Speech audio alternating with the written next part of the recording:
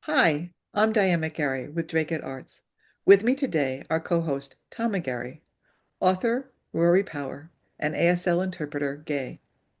Rory grew up in New England where she lives and works as a story consultant for TV adaptations.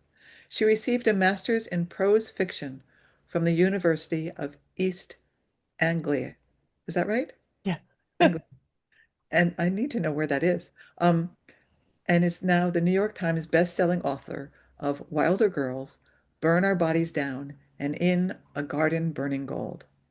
Wow. How did you decide to become a writer, Rory? I think like a lot of writers, I grew up really loving to read.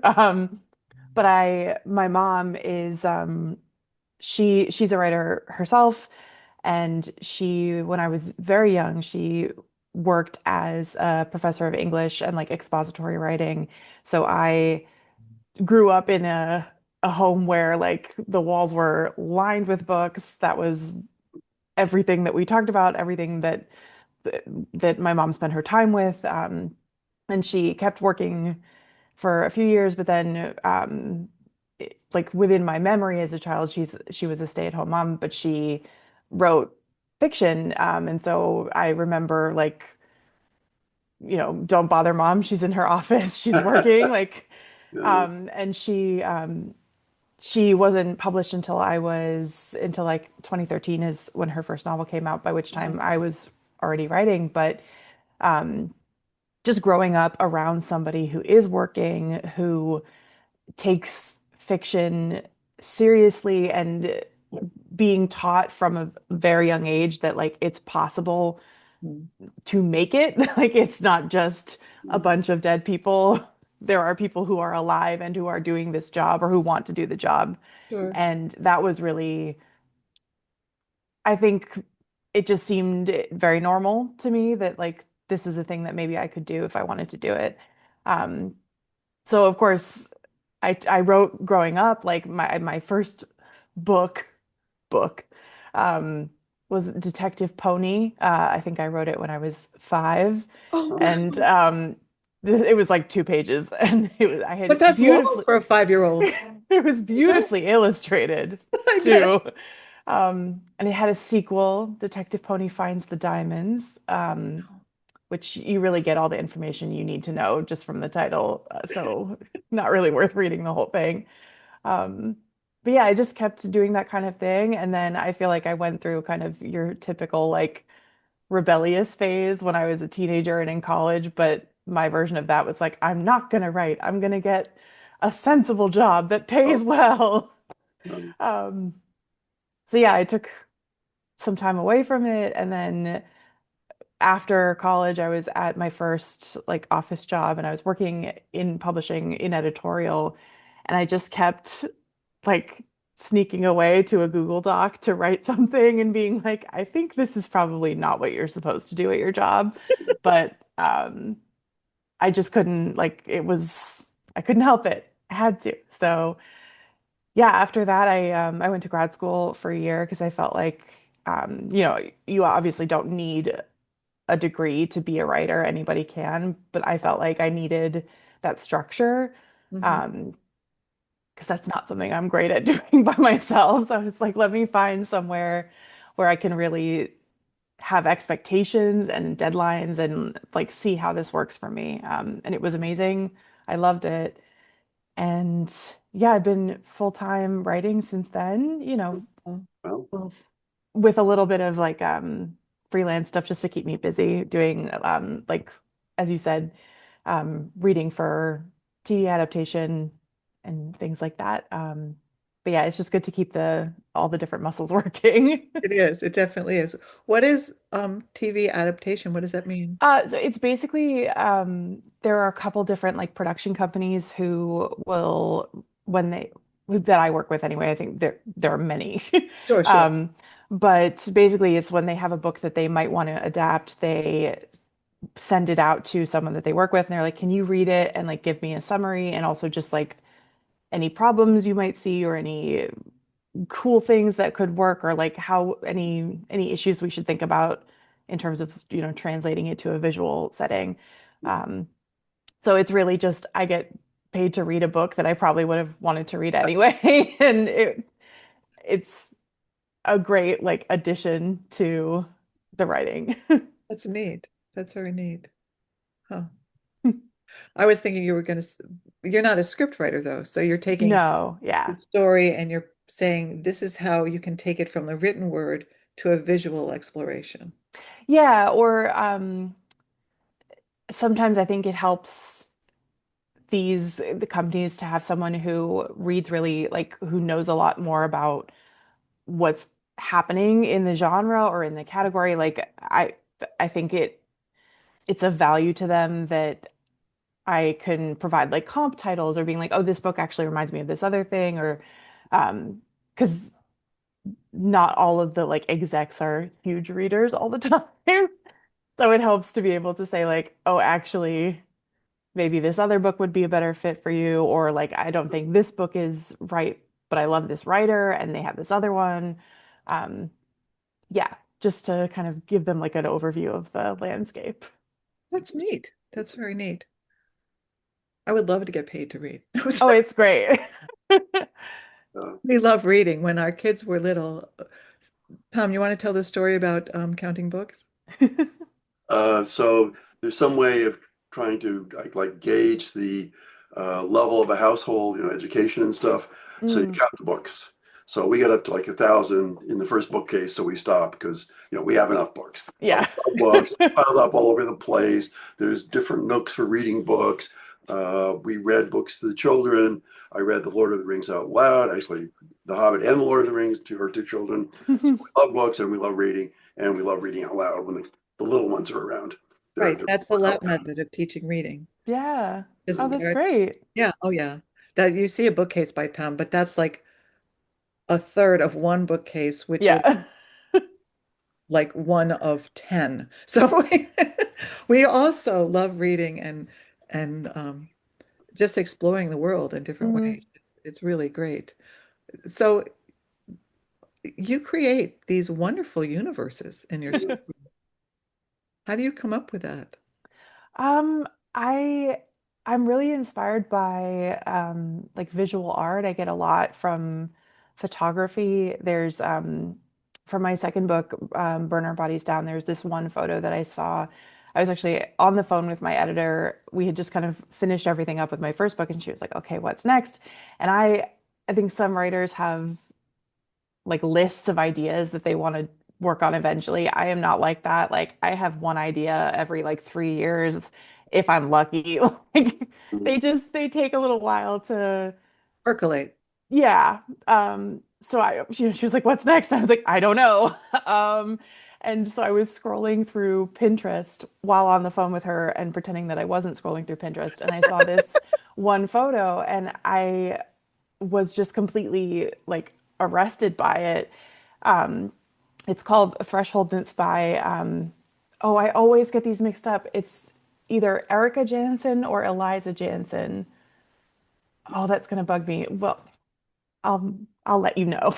Um, but it's this like hand kind of reaching out from I at first glance I thought it was corn. It's not. It's like a just a very tall grass, but it has this kind of like Like the prairie grasses in the Midwest. yeah, but it's she's done this, I don't know exactly how, but this kind of almost like a almost like the effect you get when you take like a time lapse of traffic and you get the lights that are really stretched, but it's like the grass is really stretched.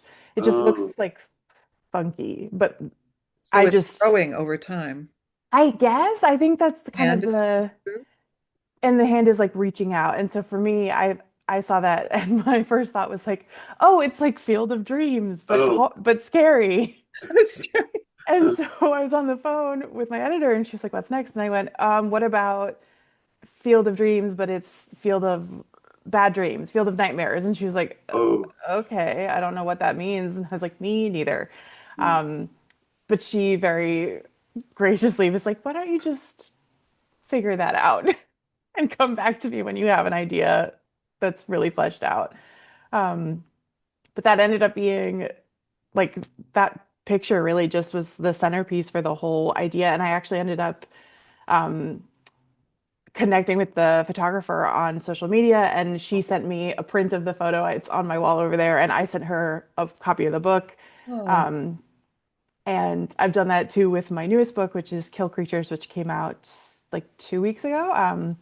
There are a couple photographers who I just like the atmosphere they created with their work is really, Huh. if I can translate that into words somehow, that would be amazing. And so I, reached out to a couple of them just to be like, hey, I love your work. I think it's so cool. And we've been able to kind of exchange pleasantries, but also like appreciation for art, especially right now when it's with both visual and the written art, like the artist is kind of being eroded in some ways with AI and things like that. So it's just felt really nice to be able to connect with artists and recognize their contributions. Because I just get so much from seeing these images. So I always want to make sure that I can yeah. support them in change. Yeah, that's really interesting. We were just speaking with another person who was saying we were discussing how everything's on Zoom, Hmm. which is in person. And when we moved Drake at Arts to Zoom, which we did with a pandemic, obviously, Sure. we would have had to completely shut down, and I didn't want to do that. Um, that actually the people who were seemed the least affected were the visual artists Mm. because they would just sit there and watch people look at their work, you know.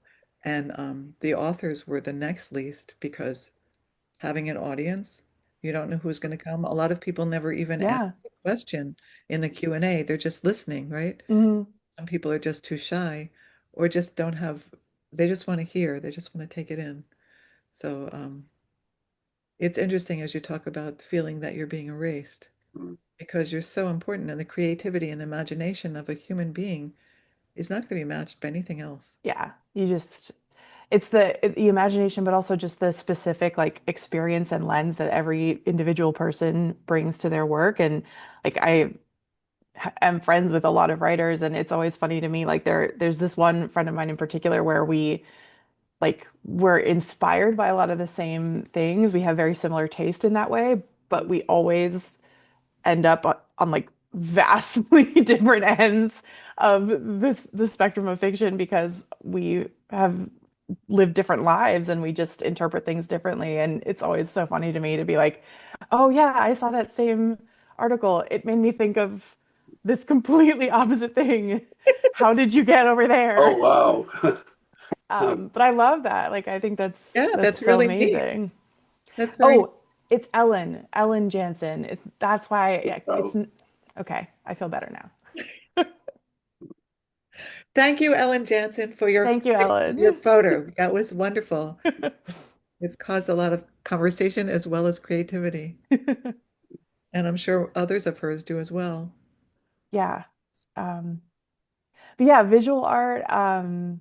I like I also learned about land art, which is I don't know if everybody already knew about this and I am late to the party, but like I keep seeing these photographs of installations of artists who are like arranging things in a landscape just so. And if you stand in a particular spot, it oh, creates an image. And so much of what I start with a story is setting. So seeing people kind of engage with the landscape in these new and interesting ways really resonates with me. Like that's not what I do because I use words, but it feels mm, like part of the same kind of conversation, I think. Yeah, because you're using words to create landscapes and to Yeah. build the world, Hmm. universe that you're having your characters who you also build and create move into. Yeah. It's very, yeah, it is the same. It is. And I feel funny right now because I can't remember the name of the artist who's, gosh, he's probably 70 years old now. Um, he did a lot of landscape. He covered a whole shoreline with fabric so people could actually see the, Oh, what's the name cool. of him? could actually see how the land was without the greenery, without the color. Mm, And there are other, he did things to show the wind. yeah. I can't remember his name and I feel terrible right now. I did it first. I had Erica and Eliza and Ellen, so Well, at least you were close.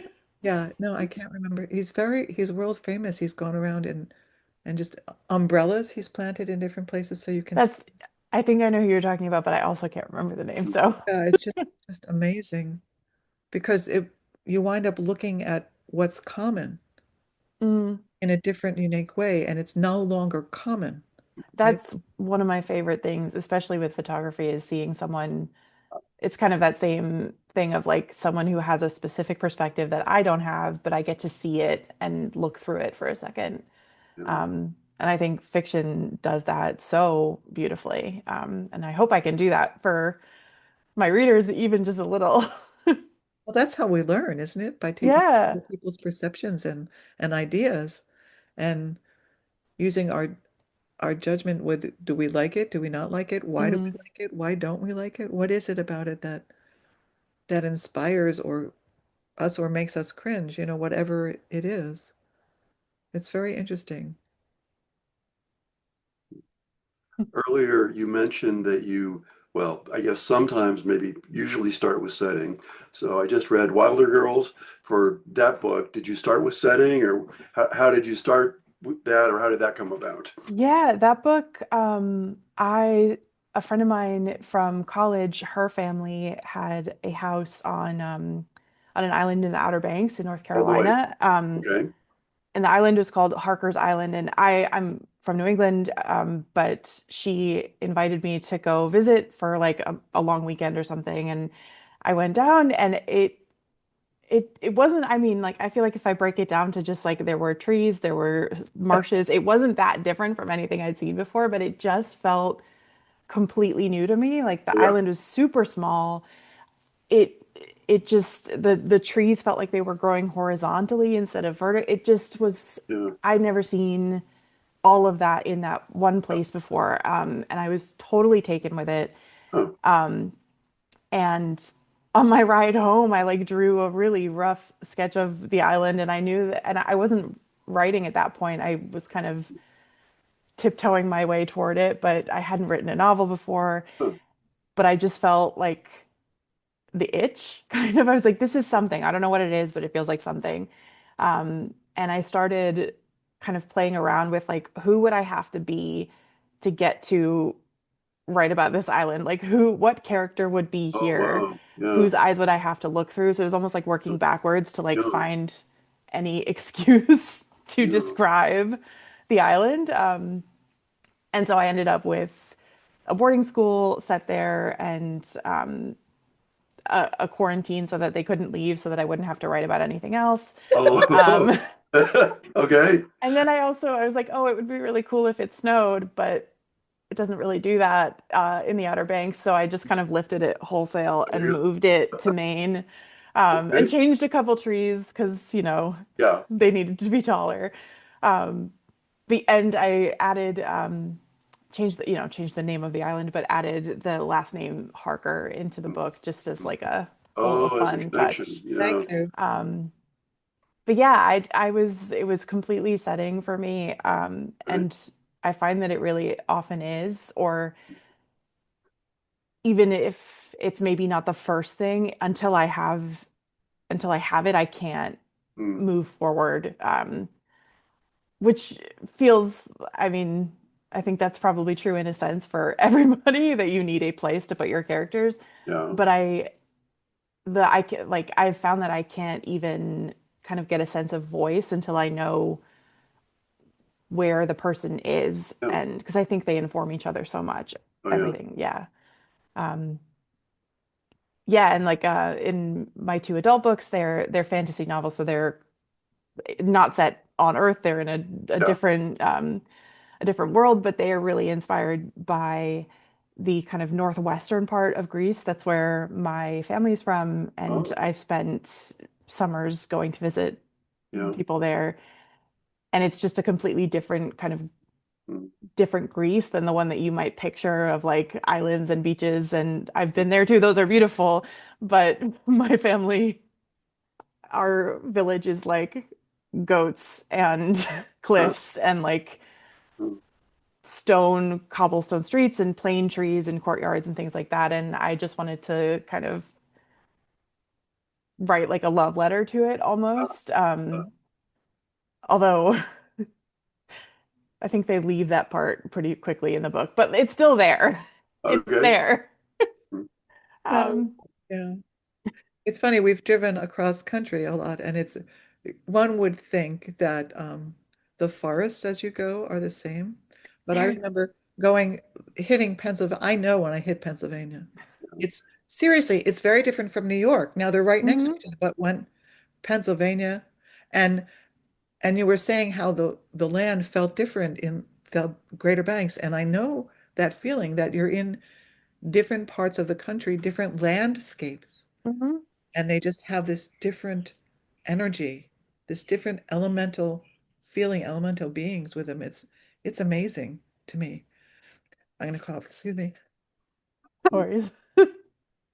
It just it's very visceral, I have a Absolutely. visceral response to these settings, and that you take the setting and then oh my gosh, That's you. then take it and bring this whole world into these settings. I usually don't cough this much during this interview. It's really amazing, because and actually Tom read that book and I read In the Garden Burning Gold, and Mm, you've got numerous settings there where you're moving yeah. characters, and each of them just I remember when the main character goes to winter, she's like, "Oh my gosh, it's really winter here." And I have family that lives in Minnesota, Wisconsin, and they feel like we don't really get winter, but it's a whole different aspect. And family in Texas too. I mean, they don't Oh really gosh, yeah. they have no clue. And yet the people in Minnesota and even New England don't really understand a Florida or a Texas or an Alabama Hmm. summer. It's that, and it changes and affects us as characters and also as human beings, how we are in our environment. Absolutely. I remember a long time ago traveling across um, a part of the Southwest where there were miles between homes. This was pre-cell phone. There was one electric wire, right, going Mm, across, and realizing that I would have been a completely different person if I had yeah. grown up in that type of area, because I've grown up in and lived in suburban areas where you can see your neighbor. I mean, you might have an apartment or you might have a quarter acre, or some of us actually have an acre or more than that, but you can see, Yeah. you know, it's the whole American Heart Association CPR and first aid CPR. Make sure that if you have help within 5 minutes for a heart attack, you get this, you'll be fine. And the response time, but in certain parts of our country, Yeah. response time is like hours. Just it's very and realizing the difference that would make. Yeah. And I write both adult and young adult, but when I think especially about being a young person, being a child who has grown up with connections or without, or like what does it what kind of person does it make if you're seeing a certain kind of thing out your window every day? And for my second book, which is set in Nebraska, that was kind of like that sort of openness has always kind of unnerved me a little bit because like New England is very Oh, break, there's no hills. close. You just got this horizon forever. I know. It's Yeah, very intimidating. And yet to people who grew up there, seeing a mountain is it's intimidating. weird. Yeah. So that's always something that intrigues me. I don't know if I always get it right, but it's something that I like to think about anyway. There is no right. Yeah. I mean, there's just all these different ways of being and responding. Mm, It's neat, and it's neat that you bring that into your characters and your books. I really highly appreciate that. Thanks. Yeah. The idea of the worlds isn't just about geography, though. I mean, in the Garden Burning Gold, you've got two classes of people Hmm. responding very differently to the rules, right? Yeah. Rules of how they can live and what revolution would actually do for some of them so they can change the rules a little bit. It's How did you come up with that idea? I think some of it was really drawn from Greek history, which is has always fascinated me growing up because I think growing up with Greek family, you get a very different picture of it than you get certainly from like a public education, which I also got, but from like myth and story, and you get this sense of this very grand place. And meanwhile, my grandmother is telling me like, you know, we lost everything during the occupation in World War II. And like my great aunt's house has arrow slits in the wall because it's that old that like Wow. they used to be fighting off the Ottomans with like bow Wow. and arrow. Yeah, Um, and I've just always had the sense of multiple perspectives on a place, but also the kind of up and down from oppressor to oppressed, and how Greece has always been kind of in flux, shall we say. And the area that my family is from specifically, it's so inaccessible geographically that they've always been kind of isolated or exempt almost from what's it's happening to the rest protected, of the country. probably. Yeah, Um, and you can see that culturally speaking, like there's just some little differences, and like there's a dialect that exists there that doesn't elsewhere. But historically, they've always been a little more protected just because it's really hard to get there. And thinking about that with the characters in those books about like what are the different ways that we are isolated or exempt from the realities around us? What is it like to position yourself close to wealth and power? What does that do? Why do we do that? Um, how does it change us? And I just, that has always really fascinated me, like what we're willing to sacrifice in the name of keeping other things, keeping power, keeping wealth. And so I think that really shaped, or wanting to talk about that or look at that really shaped everything about that book. that's great. That's because it very Yeah. clearly, it really does. It really does. Thank you so much for speaking with us today, Rory. Of course. Thank Yeah, you so much for having great. me. You're very welcome. To hear Rory's works, please join us for her reading and Q&A during our September Arts Saturday. Register through our website, drakeittarts.com. You can also purchase her books at our online bookstore. That's bookshop.org/shop/drakeItarts. We'd also like to thank our many generous donors for making this program possible. And for some reason, I cannot find their page right now, but I really appreciate the donors who've made this and all of our programs possible. Um, Without them, we couldn't be here seeing you. Please tell them thank you. And if you'd like to be a donor or sponsor our programs, please visit us at drakeitarts.com/donate. You can also email us for more information about that or our Art Saturdays and other programs at drakeitarts@gmail.com. This and all our programs are archived on the Drake It Arts YouTube channel. That's youtube.com/at Drake It Arts. Thank you so much for joining us today. Thank you. Thank you guys.